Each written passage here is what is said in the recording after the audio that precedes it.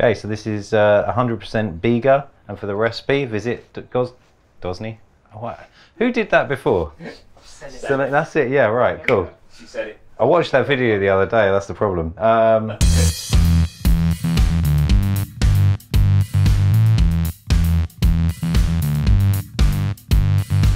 Yo, hey guys, it's Adam here from Peddling Pizza. I'm here in Tom Gozney's garden and we're going to make something a little bit different today. We're going to do some Biga 100% and we're going to cook it in Roccbox.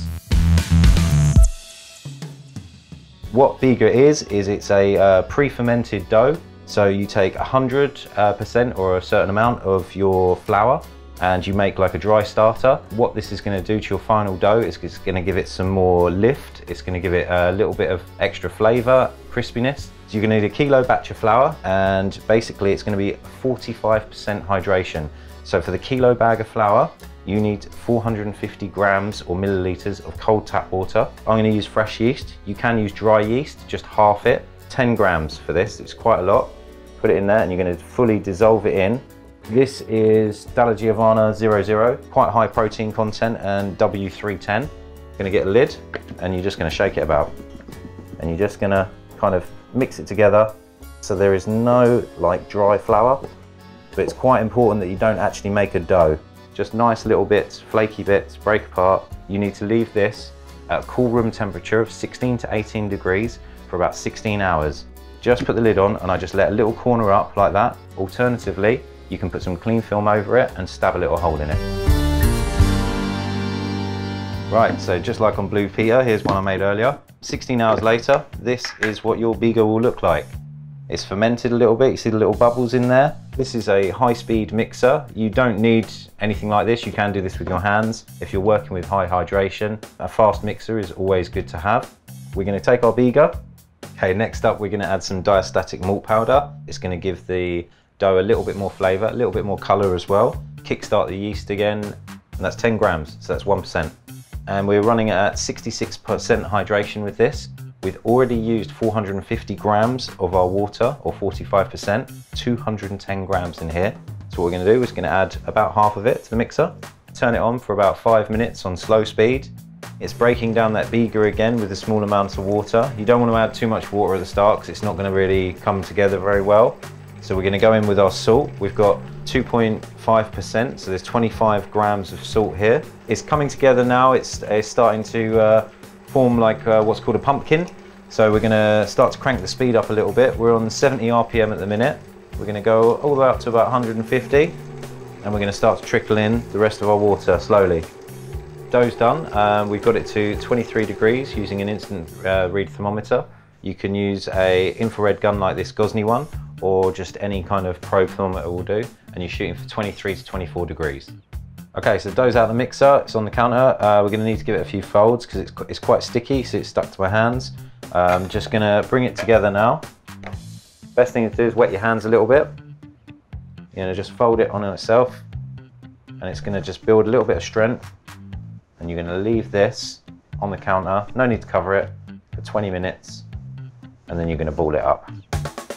20 minutes later, the dough has relaxed a little bit and we're going to make some dough balls. Cut out a sort of sausage shape, cut them into portions like that, or you can do what I like to do, which is pick it up, roll it in on itself, get your dough weight and just pinch it off like that, and you've got a dough ball like that. And this is going to make 6 280 gram balls. A little bit of water on the hands, just going to tuck it in under itself.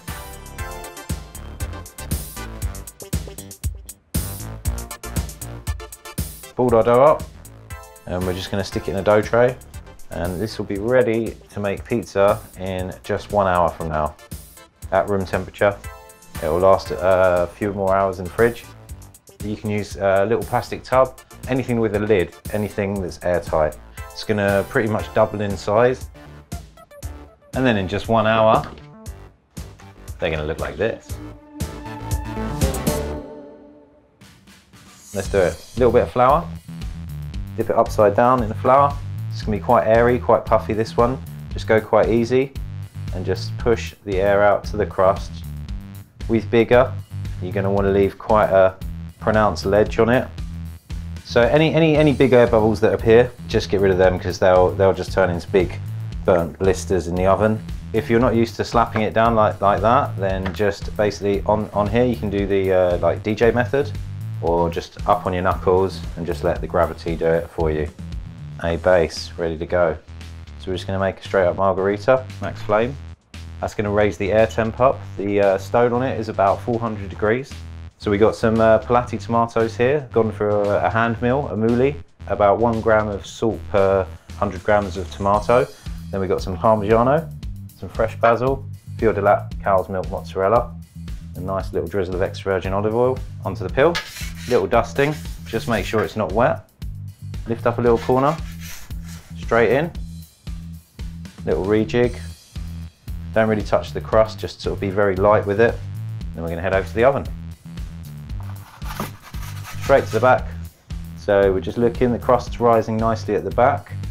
It's already started to get a little bit of colour. I like to heat up the peel just to make sure there's no moisture on it. Go all the way to the back, lift it up and spin it in the oven. Get 1 full rotation. Giving it a full rotation in the oven is going to mean that you're going to get a really nice even cook, because there's a bit of a temperature difference between the front and the rear of the oven. 1 pizza canotto. See, it's got the crispiness, a little extra crunch that you get, but it's light. Okay, so this is 100% Biga. For the recipe, go to Gozney.com.